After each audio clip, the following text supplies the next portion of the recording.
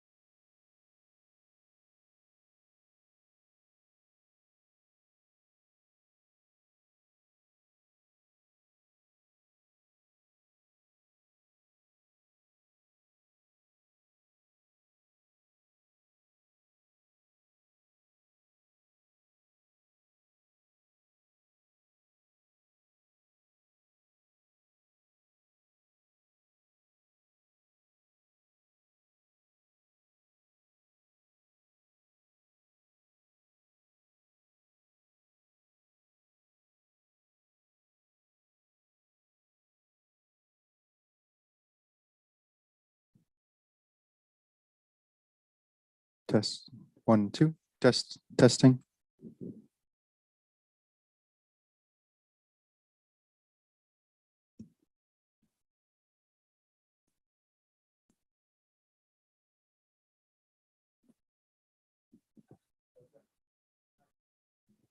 Test, testing 1, 2. Test 1, 2.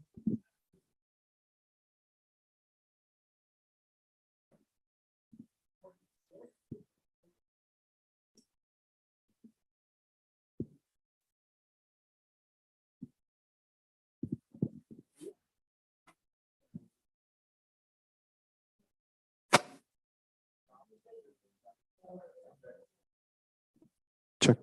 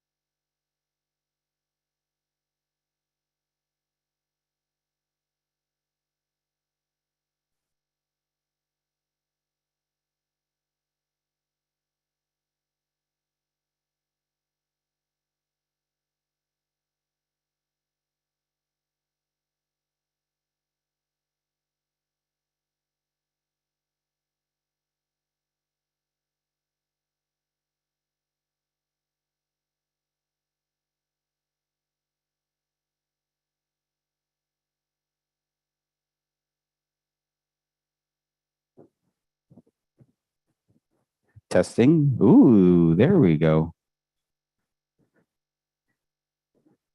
All right.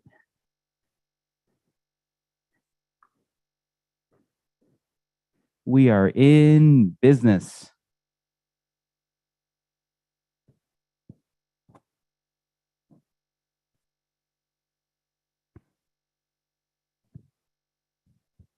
Good afternoon, everybody. How are we doing? Thank you for being here. And thank you to those that are joining us from home or somewhere else on Zoom or on TLG TV. How is everybody feeling today? We got some greats. We got a cold, I think. Well, it's good to be here, and I'm glad that you're all here. We have a jam-packed state of the business meeting today. We got a lot of stuff to get to, but first and foremost, if there are any members of the community advisory board with us today, would you mind standing so that we may recognize you?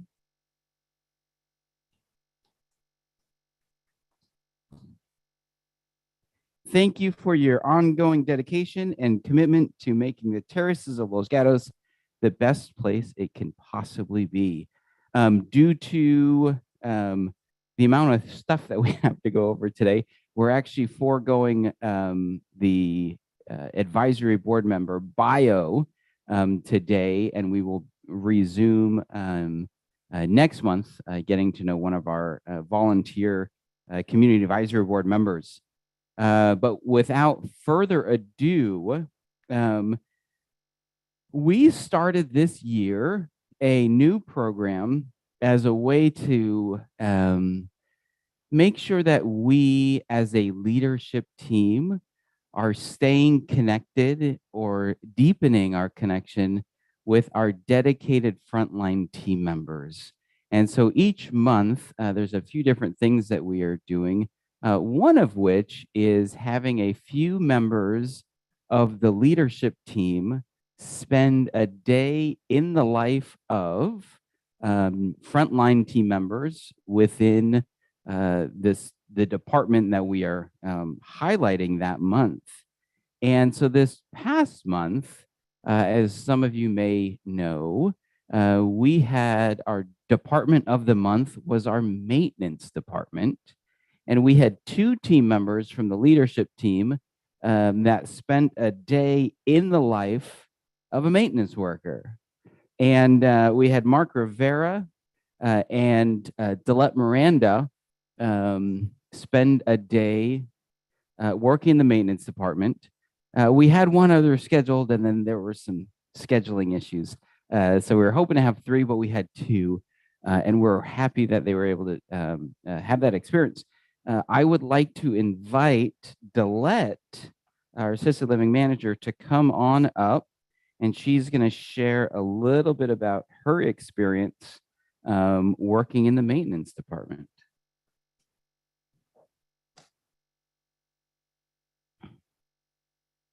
Good afternoon, everyone, and thank you for having me. I got the chance to spend a day in the life of Daniel, who is one of our maintenance team members, who I'm sure a lot of you know. And it was a really, really fun experience. I learned a lot. We started the day with Wazid, which I'm sure a lot of you know as well, and Vincent. And they took us around the community to show us everything that they check every single day that I had no idea that they did for us to keep this community running. So it was anything from pipelines, different panels, different machines in the kitchen that they have to check to make sure that we have our food, that was really fun to see. And I did not understand most of the things and how they worked, but it did give me a bigger understanding of the amount of knowledge that the maintenance team has to be able to fix anything from changing out a light bulb to fixing the machineries and panels around the community. So I really commend them for everything that they do. Something that I also thought was really one of the nicest things was that all of the team members in the maintenance department have been at TLG for over 15 years. So I was very surprised by that. And they really work as a family, and the teamwork is really, really, you can see that it's there.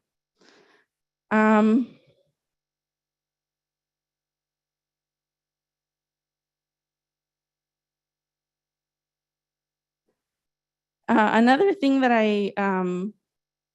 I knew that they did, but I didn't realize how much time and effort it took was they have to run a lot of drills in our community, fire drills, checking that all of the fire alarms are working, doing in-services with our team members, and they have to make sure that we're in compliance with the state regulations.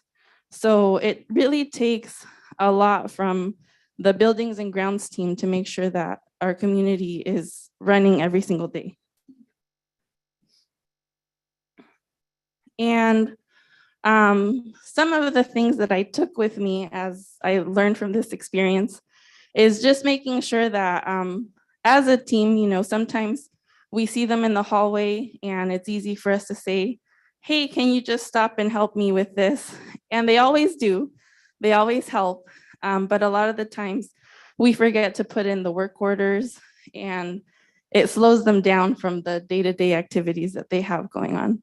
So I also have now set my goal to learn some of the simple things, like sometimes we call them for things as simple as, this clock needs new batteries, but we're all able and capable of changing some batteries. So, just being more understanding of everything that they do and trying to help them out as much as possible.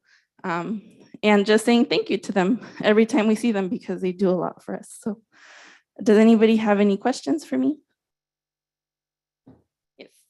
Are you speaking more for Los Gatos, the whole town, or are you speaking for The terraces of Los Gatos.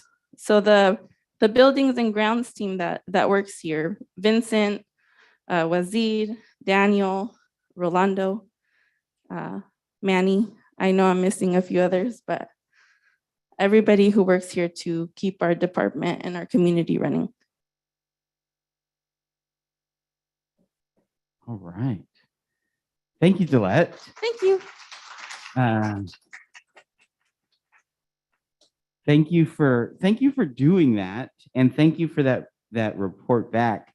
After each of the day in the life of, there's kind of a form that we're completing that outlines some of the things that Gillette mentioned, that some of the things that we learned, some of the takeaways from the experience, and it was really insightful because it made me think too, like, oh man, what are the things that I bug the maintenance team about that really, like, I could take care of myself, like changing batteries and things like that. So thank you for that. And I want to invite those from our maintenance team that are here, if you guys wouldn't mind coming up.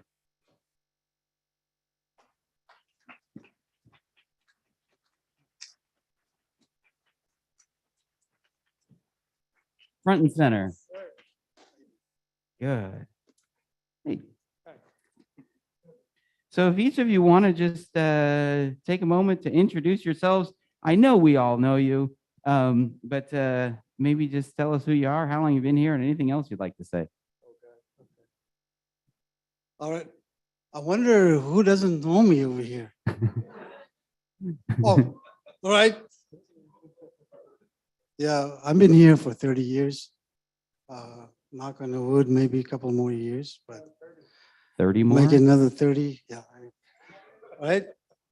But with these guys, maybe, me and Vincent and our team, Rolando, other great guys, we work with. It's day by day things. It's just awesome. We try to do what needs to get done. So it's just everyday thing. We have to stay busy and get things done, and that's what we're doing.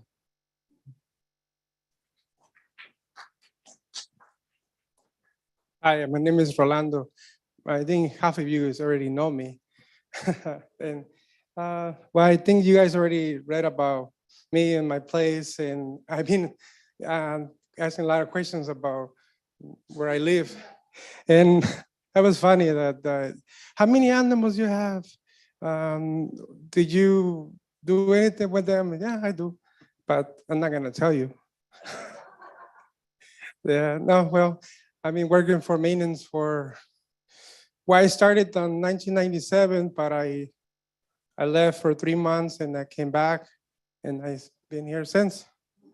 And I think that was my first job since I left the high school, when basically that was finished.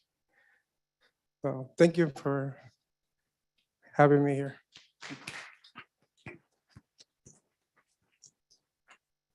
And I'm Vincent Foresta, your Director of Buildings and Grounds. I've been here for 15 plus years now as well.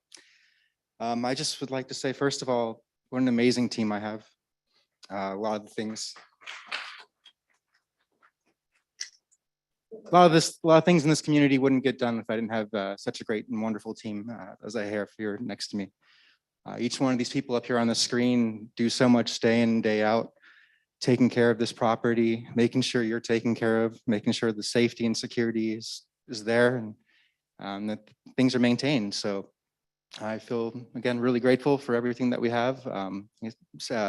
Colette mentioned, it's like we're a family. All of us have worked together for so many years now that we get to come here every day, but the way we interact with each other is very humbling, and there's a lot of respect and a lot of care in what we do. So we thank all of you. All right. Well, thank you guys so much. We really appreciate all that you do, and thanks for stopping by and being with us for a few minutes. Thank you. Thank you. Thanks, Vincent. Let's give another big round of applause to the maintenance team. All right, we are gonna keep moving right along through the agenda here. February's Department of the Month. Anybody know? Assisted living. So the Lodge is the department that we will be spotlighting throughout this month. So we'll have a few members of the leadership team spend a day in the life of team members in the Lodge. And we will also be sharing spotlights of our team members from the Lodge throughout the month on TLG Connect. So take a look and get to know our hardworking Lodge team members. And I'm excited to hear how that experience goes next month at our next State of the Business meeting. All right. Christy, HR Director, is up first for a report on human resources. And after Christy, we'll have Cindy. After Cindy, can't remember the order of the slides. I think Vincent after Cindy, and then Paul after Vincent.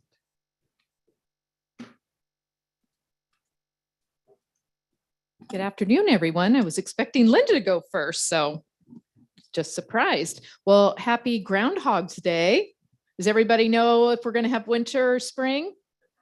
Winter. So Phil said winter, 6 more weeks. So it's funny. We've been talking about it in our Leadership Connect. We have a monthly meeting and we have a topic. So we're learning all about Groundhog's Day. So a lot more than we ever thought we would know. So I'm Christy McKinney, Director of Human Resources, as the sign says. So thank you for having me here each month. I get the distinct honor to give you an update on everything that's happening with our new hires and our current team members. So in January, we hired 4 new team members. We have 2 nurses in the health center. We have a new concierge, Alexa, and she's actually out there at the desk now. And we have 1 wellness nurse that has started. So you may have gotten a chance to see them. And I know we post the pictures on TLG Connect. So in addition to seeing all the great bios on our other departments, we also have that for new hires. In our onboarding process right now, we have 5 team members. We have 1 cook. We have in the health center, we have 1 CNA, 1 LVN, and in the wellness departments, 2 LVNs. In case you're not familiar with the acronyms, CNA, Certified Nursing Assistant, LVN, Licensed Vocational Nurse. I know I will be extending 2 or 3 more offers this week, so we are very active in the hiring process. So excited about that. Talking about our January anniversaries, we have 16 team members that joined the Los Gatos team in the month of January, 5 team members in the 0 to 5 years, 3 team members in the 6 to 10 years, 4 team members in the 11 to 15 years, 1 team member in the 16 to 20 year, 1 team member in the 21 to 25 years. Gabby Rodriguez celebrated her 22-year anniversary. She's one of our cooks in dining services. And our longest term team member this month is Manny Gutierrez, which you were able to see his bio. He is celebrating 29 years. So he's been here almost since we opened. So long, long time. In addition to all of that, we continue to look at our current team members in terms of their education.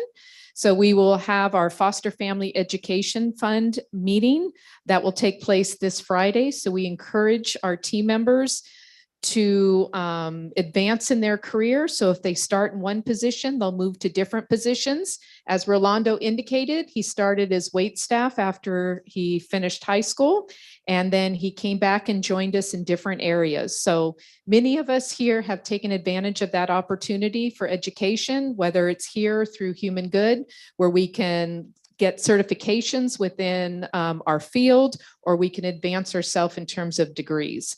So we will be meeting, and we thank all of you that do donate money towards that fund. And we're excited about giving you updates as we have those. Any questions for me in the HR world? Yes. Yes. The new concierge, Alexa, is Yes. she replacing someone? Is she full-time? Is she weekend? What? She is replacing somebody that left. I believe she's the weekend person, but I know that they are training on all different shifts. So in the event somebody's out, that they're able to jump in and be ready to go. Thank you for that question. All right. Have a great day and keep warm.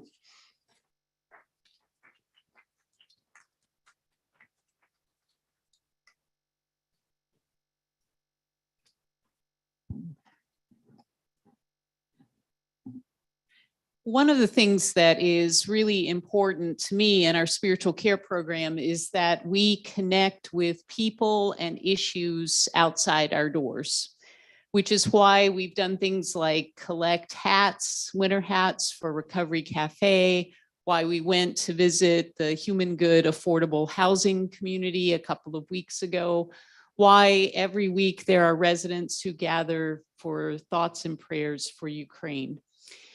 And we have a new opportunity in this regard that will be next Wednesday. Jim Thompson is the founder of a nonprofit called This Is What We Did, and it is a nonprofit fighting climate change. He is not going to come in and tell us to turn off our lights or conserve water. What he's going to come in is to teach us, to coach us how to have difficult conversations, how to have difficult conversations about difficult issues, and particularly about climate change. And in this political environment in which we either are silent or yelling at each other, I think we all have a lot to learn. So Jim will be here on Wednesday in the Redwood Room from 10:30 to noon. He will do this introductory presentation, and then he is going to put together a cadre of folks from the terraces to learn this way of having conversation around climate change. And I hope you'll come and be a part of the conversation. And just so you know, Jim received a grant specifically for working with seniors and coaching how to have climate conversations. And I believe that we are the first place where he is doing this with seniors. So we have the opportunity to be part of a cutting edge kind of movement. But that will be Wednesday, next Wednesday, 10:30 to noon in the Redwood Room.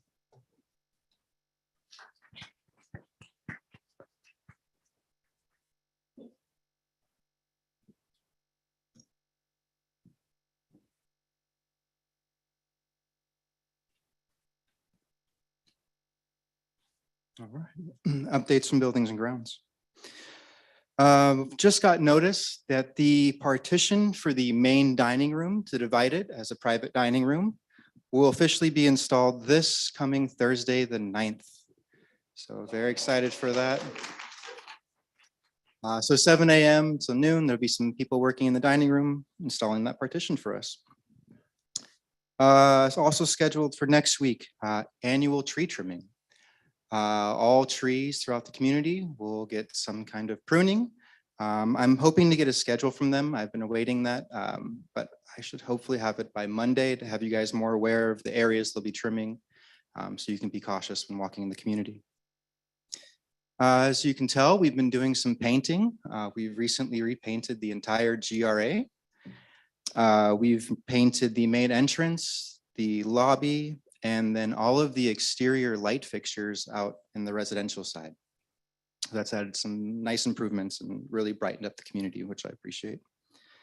The summer courtyard, we've done some maintenance out there. The roses have gotten pruned. And just this afternoon, we've received the name placards for each of the roses. So now all the roses, when you walk out to the summer courtyard, are identifiable. I hope you enjoy that when walking the grounds over there. I've also been able to acquire additional shopping carts. So hopefully next month or two, they will be arriving. So we have more carts around the community. And as a reminder to that, please make sure to return the carts underneath the stairwells.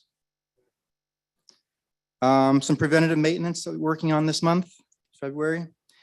We'll be hydrojetting all of the main plumbing and sewer lines throughout the property.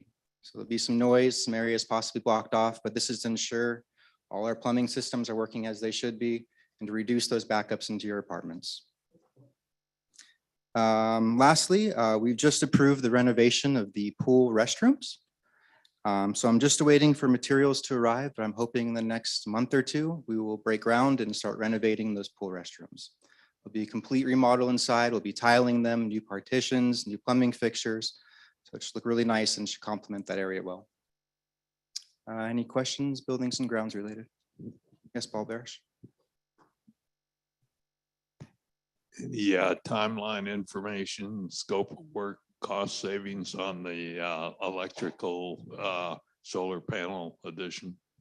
Not quite yet. I do have someone to come out and survey tomorrow. I think there's still a lot of work to be done in preparation for that, but I believe we will be having someone from the community home office come out and speak more about the solar panels and that progress on that project. Yeah, just on that note, we don't have a confirmed date yet, but it's looking like either the first or the second week in March, we'll have a community-wide presentation that will share all of the details about the solar project that'll be done this year. I was just curious to see if we're partnering with the church on this. We have not. I believe this is just human good involved. Yes, Mr. Joy Wilkes. I think the grounds look super now. Very good. The buildings are in good shape. We're very much in favor of everything you're doing. Thank you again. Wonderful. Thank you very much. Thank you.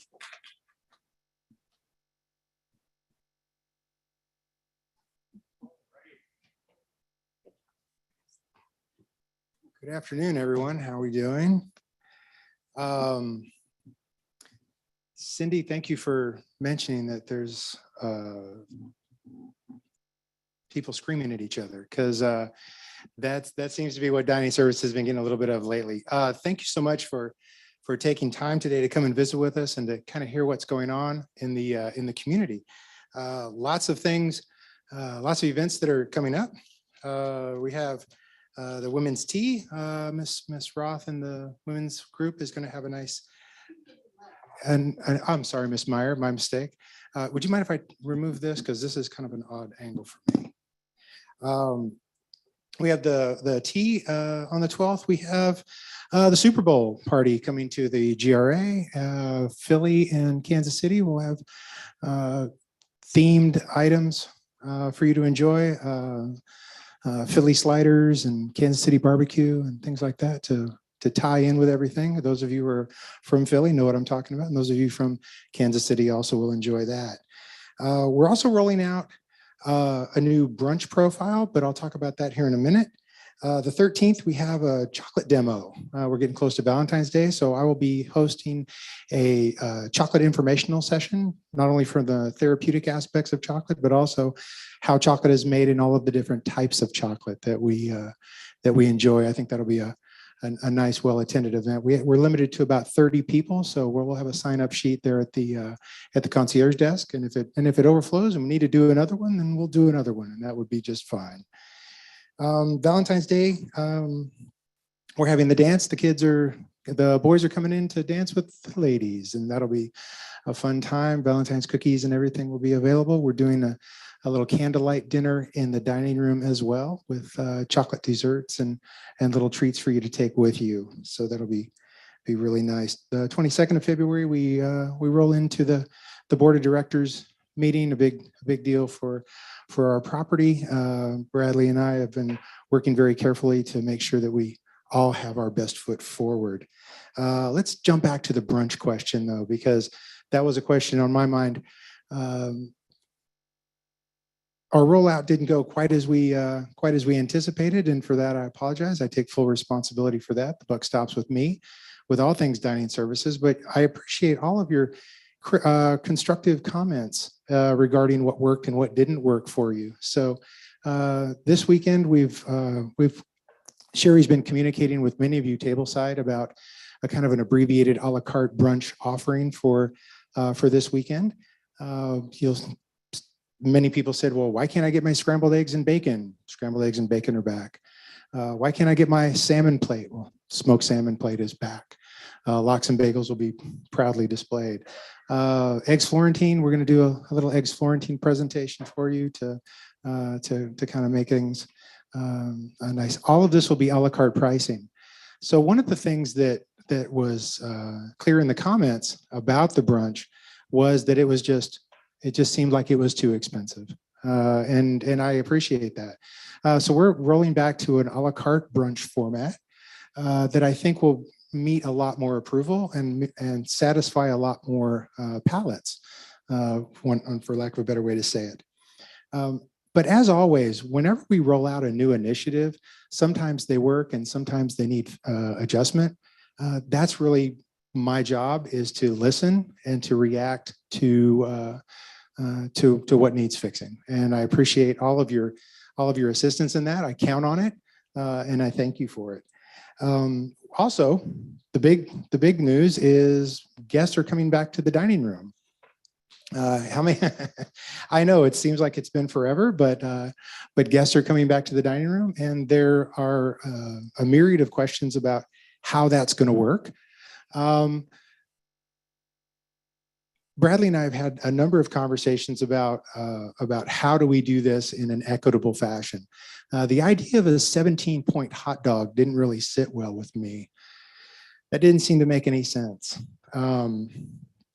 So Bradley and I decided that this may be a more equitable way to manage this new world that we're in. Obviously, masks and everything will still be required when not eating. That's a normal thing. I think we're all kind of getting used to that. But the 6 point will be added, just blanket on the check per guest. No more this 17-point threshold and doing the backwards math, trying to figure out how much is this going to cost. 6 points for adult, 3 points for children. And that children is under 8 is how we count that. And there may be changes for special events. We may, there may be times when we make adjustments to this charge, but you will get plenty of advance notice with regard to that. Okay. Does anybody have any questions on? I know that was an awful lot. That was like a fire hose coming out, but does anybody have any questions on any of that? Yes. Yes, Ms. Yes, Lovell. I do have a question about the service charge. So Sure. the guest will be charged 8 points for the meal and whatever they order as we would be charged. And then there would be a 6-point guest charge to the bill. Yes, ma'am. That is correct.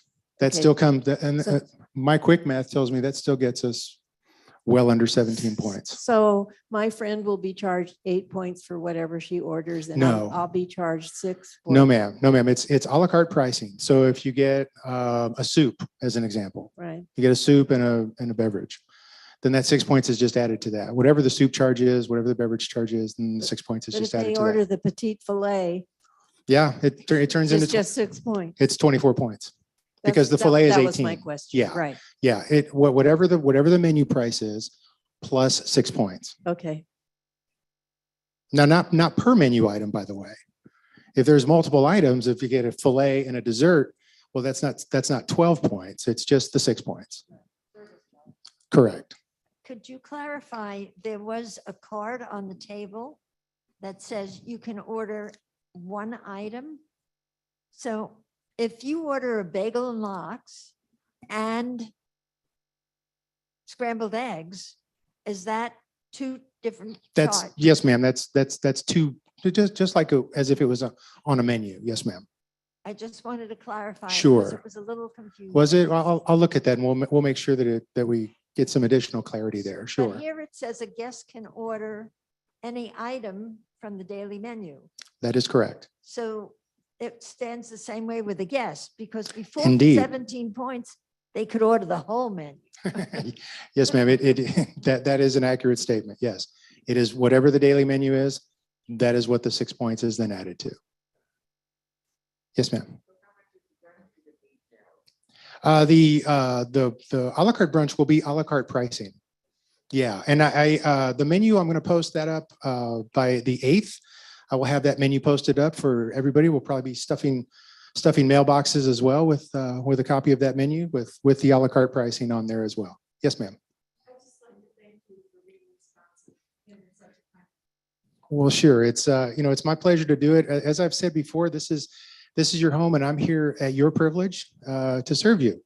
And I would be not doing my job. It'd be professional dereliction of duty if I didn't listen to you. This is what I do, and I thank you for that. Yes, ma'am. Would you speak to reservation requirements, please? Regarding, Anything? The residents, the guests, what are are there reservation requirements still in place? a reservation for a group over 4 people is always a good idea, just to kind of give us a heads up as to who's coming into the dining room and so we can set up those tables in advance and kind of predict who's coming in. I don't know that we still have a requirement necessarily for reservations, but they're always encouraged. And the reason for that is so we can see in advance kind of what's coming in, so we can be prepared for it in advance. Yes, ma'am. Will salads be available? And if so, what would the charge be? On the brunch? Right.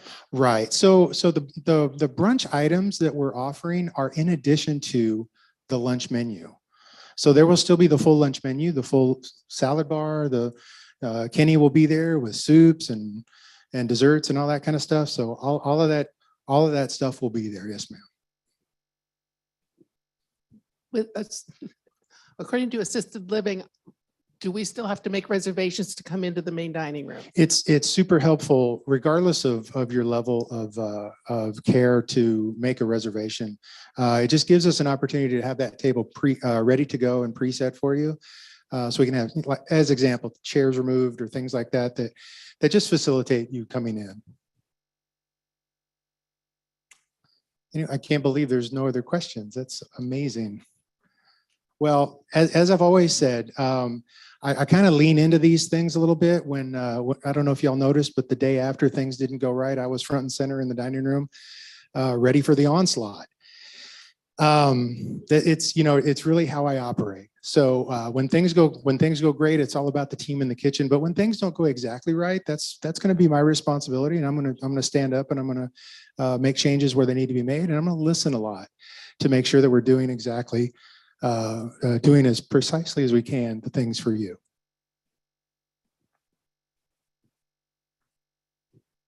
In the past, when we've had guests, we've had to make reservations, as I recall. Correct me if I'm wrong, just to help the dining staff and Sherry know about the volume of, especially when you start brunches again and guests are allowed. That's usually when we get a high volume of guests coming in. And it helps to know whether the dining room will be inundated with people all at once. I think inundated is an excellent choice of words, Susan. The we have a maximum capacity of 180 in the dining room. So if everybody brings 2 guests, the quick math tells us that loads up in a hurry. So so making those reservations is a way that you will obviously have some kind of priority, I guess is one way to say it. Because if you've made a reservation, but the other side of that is if you come to the dining room and we don't have room for you at that moment, we're planning some contingencies, overflow into the game room, where we can offer you coffee and beverages and maybe a light appetizer in the game room while you wait for your table to be ready. As we're coming back into the guest profile, I'm afraid that may be something that happens occasionally. And I thank you in advance for your patience on dealing with that one. Anyone else? Yes, ma'am. Visitors to the brunch?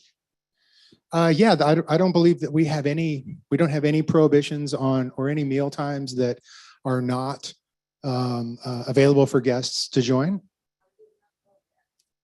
But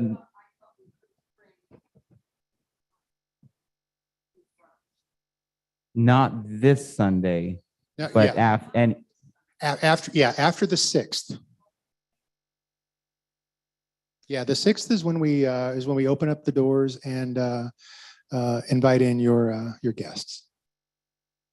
Anyone else?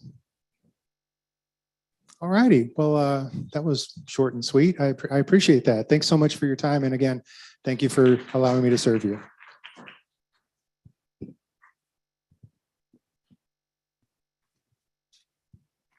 Thank you, Paul. I think you're doing a very good job. Thank you, Mr. Joy. I really appreciate, as Paul mentioned, we really appreciate all of the feedback. Food is such an important thing, and it's also such a complicated thing. But we are committed to getting it right. And so with respect to brunch, it will be an ongoing evolution. So what we do this Sunday will hopefully be better than the experience last Sunday. But then hopefully the Sunday after that, we'll learn from this week and we'll make adjustments and we'll continue to make adjustments as long as we need to make sure that we're providing the best experience possible. And same with the guest process, the guest procedures. Please share feedback with us. We want to make sure that we're making it a good experience, not only for you, but also for your guests. And I appreciate the change in the pricing structure because as Paul mentioned, it didn't really seem right. We used to have most of the meals served in the dining room. For those of you who are here, PC, pre-COVID, most of the dining was sort of buffet style. And so it made sense to have just sort of a set price. But now as our menus are more of an a la carte style, it made sense to make this adjustment. But if we need to make additional adjustments based on feedback, we're certainly open to doing so. I have a few more things to review, and then we'll see how much time we have for additional questions and additional topics not on the agenda. I'm very excited to announce, as most of you have probably already seen, we've extended an offer that's been accepted, and we are in the planning stages for transition for a wonderful addition to our leadership team, Nina Tan. Nina has been a part of the Human Good organization for about 9 years now, and she is currently the Resident Services and Resident Activities Director at Life's Gardens, which is one of our organization's affordable housing communities in Sunnyvale. And she is a bundle of talent and just great positive energy. And we are very, very excited for her to start as our Director of Community Engagement, starting on February 20th. So we're excited to have her on board. Some of you have actually met her, I think, because there was the recent trip, as Cindy mentioned, over to Life's Gardens. And so some of the residents have were able to see her in action over at her current community. Next, some of you may see a sign like this or have seen a sign like this in the dining room. We, as a leadership team, we're making a conscientious effort to have more of a presence in the main dining room and also in our assisted living and health center dining rooms. And so you may see throughout the week myself or other members of the leadership team eating in the main dining room or the assisted or health center dining room with one of these signs on the tables. And if you do, please join us. We hadn't communicated this to anybody, and I went into the dining room last week. I don't remember what day it was, but I got there a little later than I anticipated. So I got into the dining room about 12:15, and there was the table ready for me. And I sat down at one of the big, large round tables, and I sat the sign on the table, and everybody was already there. And I was sitting there, and I pulled out my little notebook that I have, and I started doodling on it to make sure that people thought I was doing something important and not just sitting awkwardly in the dining room hoping that somebody would come and sit with me. But then the table quickly filled up, and I had a great lunch with a few residents that I know well, and others that I got to know a little bit better. So please, I encourage you to join myself or whoever may be in the dining room. And we can talk about whatever you want. Talk about work stuff. We can talk about kids. We can talk about sports, although I don't know anything about sports, except for the 49ers are not in the Super Bowl, which is a bummer. But anyway, so please join us for lunch and let's chat.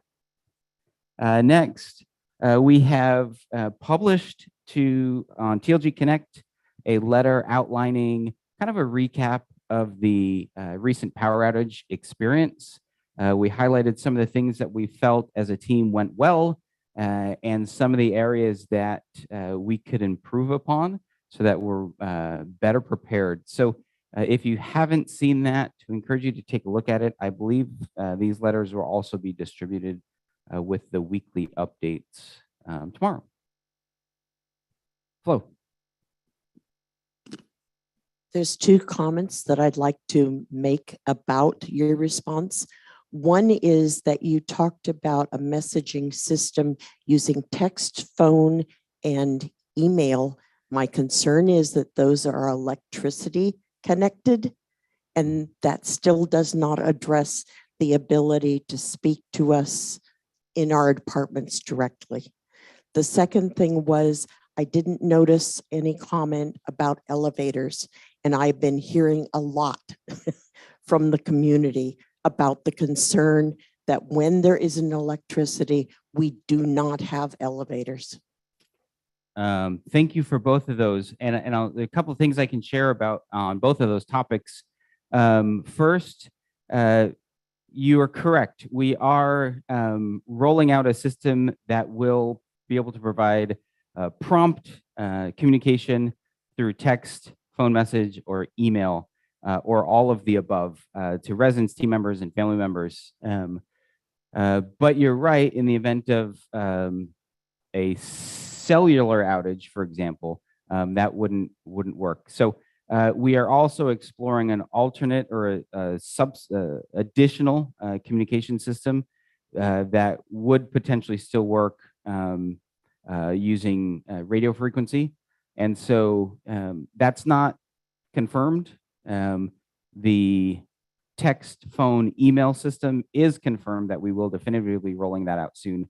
And we're still exploring the other possible system. Elevators.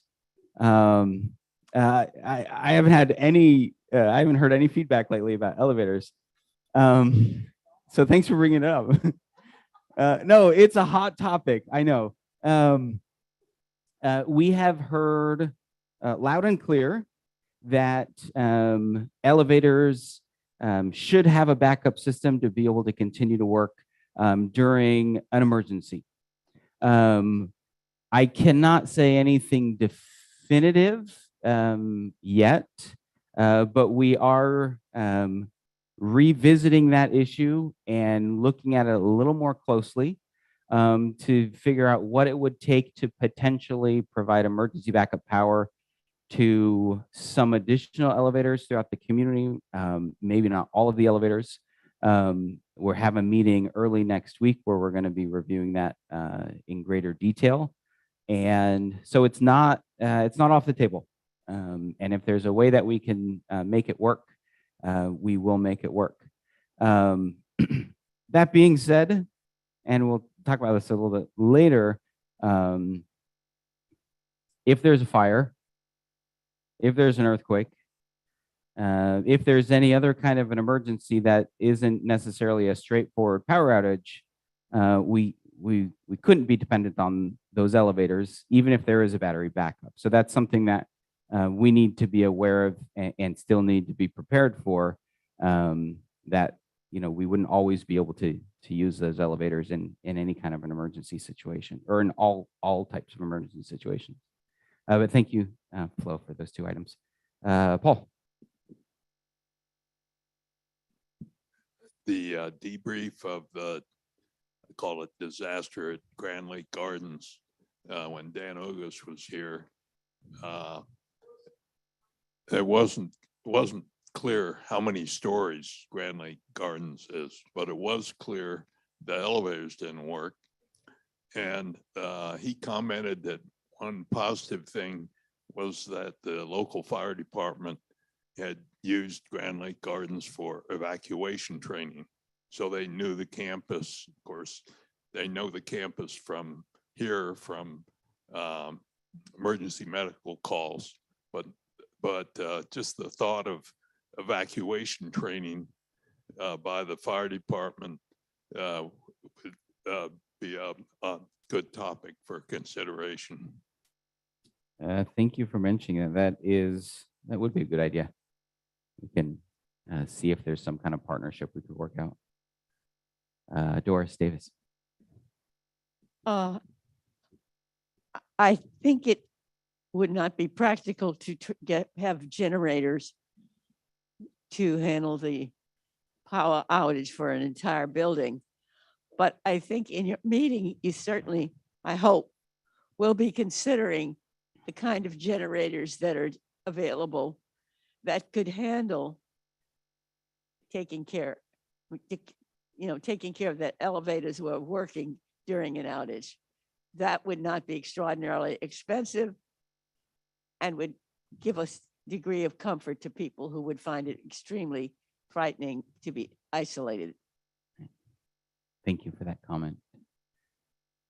Anything else on the topic before we move on? Okay. Let's see, what else do we have? Okay, we'll get right into this. So I just want to read something that has been distributed to all the residents, but I wanted to bring it up and talk about it a little bit further. And this is the criteria for what it means to live in independent living. Residents living in residential living must be capable of exiting the building in an emergency independently. Residents living in residential living must be able to perform all activities of daily living independently. Independently means without dependence on assistance or with limited assistance from another person or an assistive device, provided that the resident is capable of self-managing the assistance.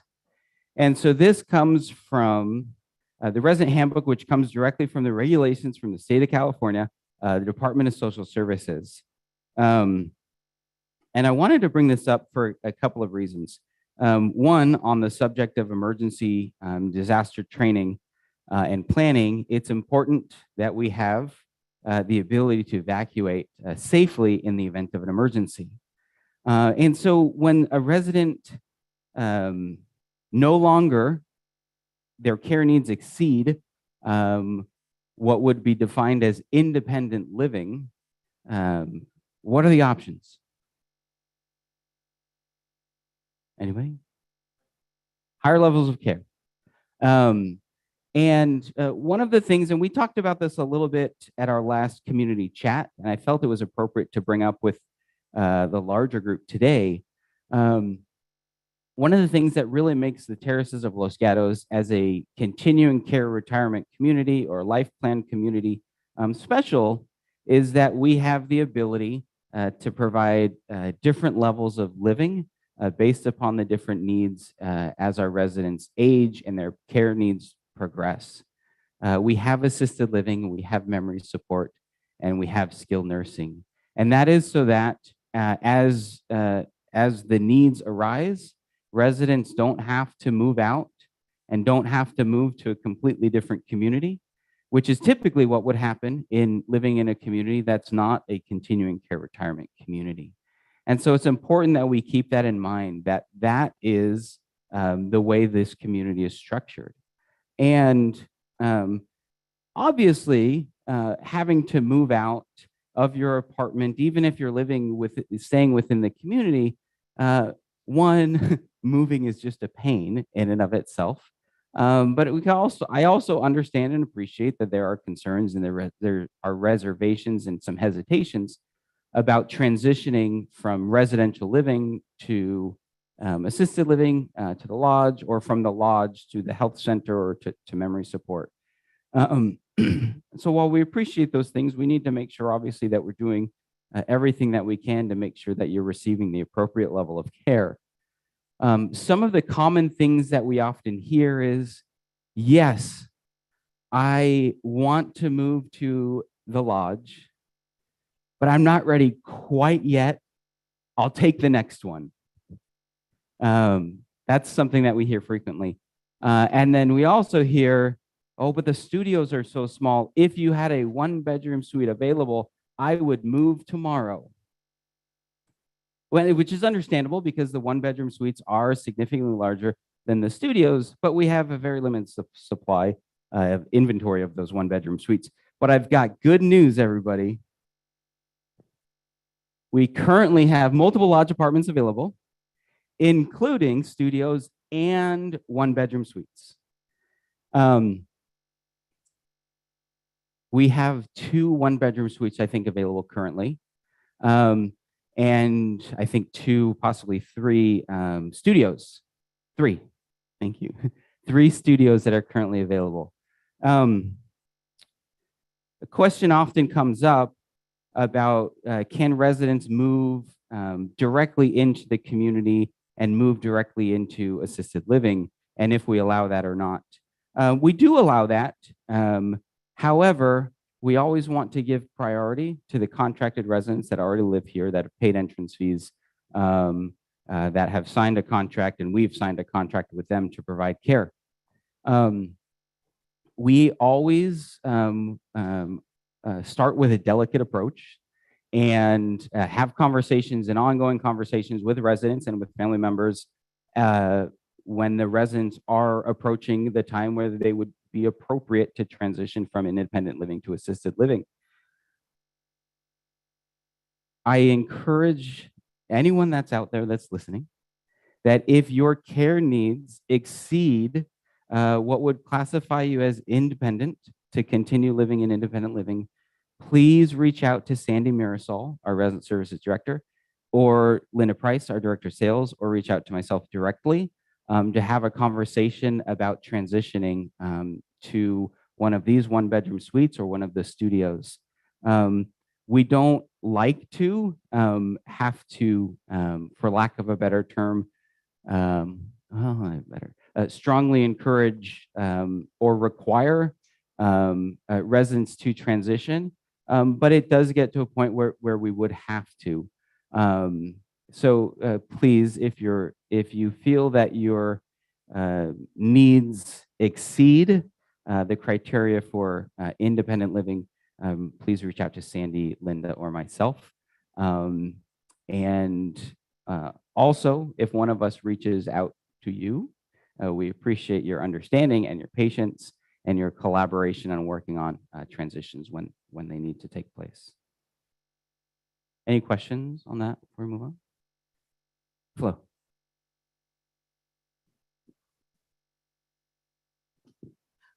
I'm curious as to the thinking behind the decisions to let people move into independent living who are perhaps in wheelchairs or are using walkers or motorized vehicles, which would indicate it might be very difficult for them to get downstairs. Yes. So I'd like to know about the thinking behind that. No, that's thank you for asking that. It's a complex issue, and it's something that we are more focused on now than I think we ever have been. In fact, we recently had a meeting with a prospective resident that we had some concerns about, and we had to have the difficult conversations with them that perhaps moving to another community would be more appropriate.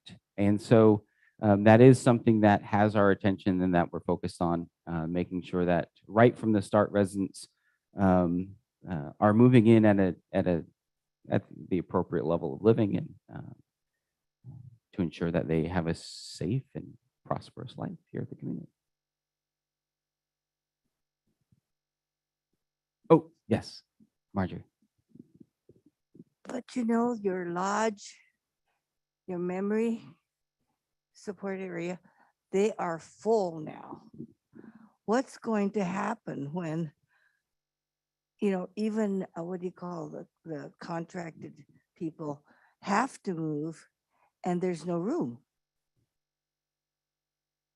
Then, so a good question. So in memory support, you're right, is full. We have 16 memory support units available. All of them are currently full.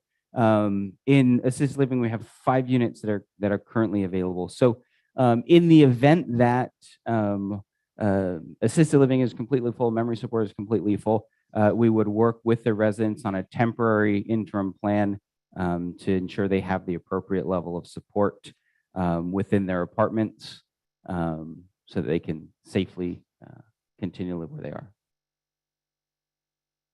Okay, we're going to move on to last but not least, and we've got 10 seconds. Oh, man.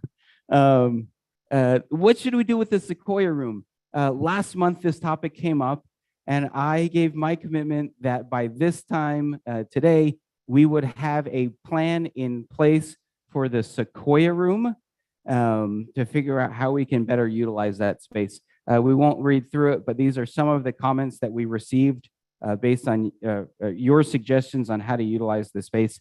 It was made very clear that it is good and residents would like it to continue to be a space that could be a multi-purpose space where it could have small groups, it could have meetings, potentially have a spot for some dining if you have friends coming over or family and you need a little more space. One suggestion was to put a pool table. I think we scratched that idea, but we've put together a plan. This is the current Sequoia room. It's beautiful. This is not a definitive plan, but this was just to put something out there to get feedback.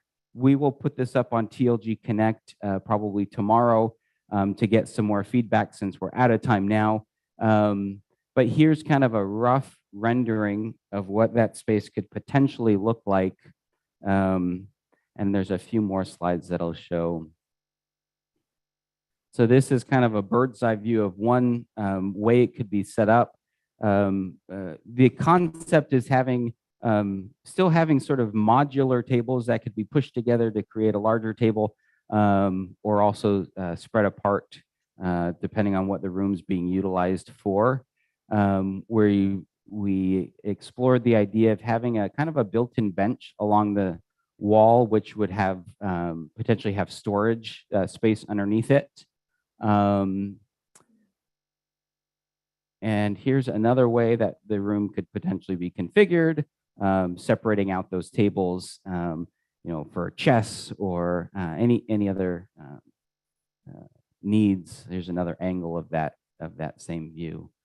So anyways, we are working on plans. Like I said, we'll put this up on TLG Connect. And the idea is not to make any sweeping changes to the way that the room is utilized, but just make it a little more comfortable, make it a little warmer, and make it feel a little more like a living room and a little less like a jail cell. Storage room, that's better.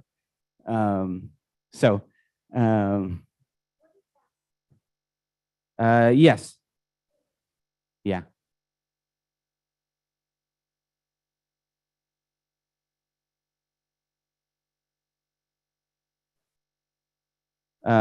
Include at least one sofa. That's good feedback. We could potentially do that. Question is about activities director, and maybe I probably wasn't clear earlier when I was mentioning Nina Tan, who's joining our team. I used the term director of community engagement. That's the title that we're going with, but that is the activities director position. Yes, she will be our activities director, although her name tag and her will say Director of Community Engagement, but it's one and the same. You're welcome.